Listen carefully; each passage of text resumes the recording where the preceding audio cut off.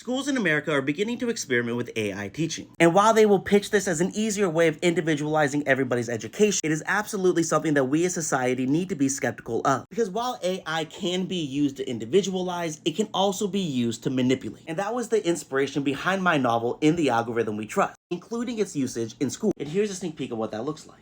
Though every student was shown an introductory video like this on their first day, the videos vary drastically from one student to the next. While some learned about the different sporting teams available at the San Antonio Education Center, football, baseball, lacrosse, hockey, soccer, basketball, others learned about the artistic clubs, painting, drawing, photography, videography. While some learned about the weightlifting, military, and political programs, others learned about the theater, writing, and book clubs. All heard only what they needed to hear.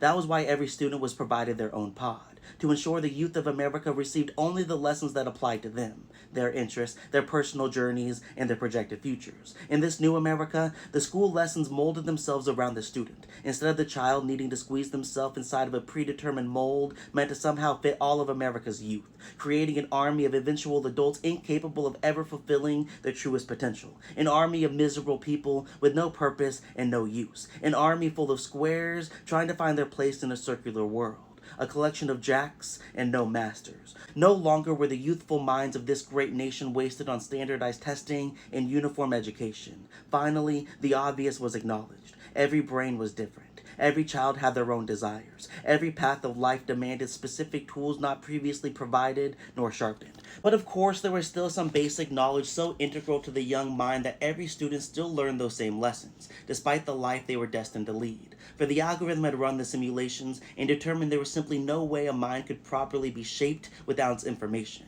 America, if it truly desired to be perfect, could not omit these pieces of history.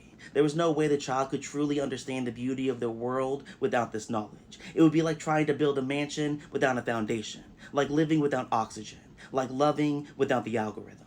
Impossible. Though while the same lessons were provided, the way in which they were taught the details differed drastically. Some learned by reading textbooks, while others learned by watching videos. Some learned with music playing in the background, while others were given complete silence to focus. But in the end, no matter the medium in which these lessons were taught, no matter the noise that played in the background, among several other topics, every American child learned about the inner workings of the algorithm, the science and mathematics behind compatibility scores, and their role in the selection of one's perfect match. And most importantly of all, they all learned about the rise of Lamar T. Haddington, the creator of the algorithm. In the Algorithm We Trust is not set to be released until later this year. But if you are interested in reading the first 3 chapters, you can find them in my book, The Crumbling of a Nation, and Other Stories. And to find out more about the release of In the Algorithm We Trust, make sure to hit follow.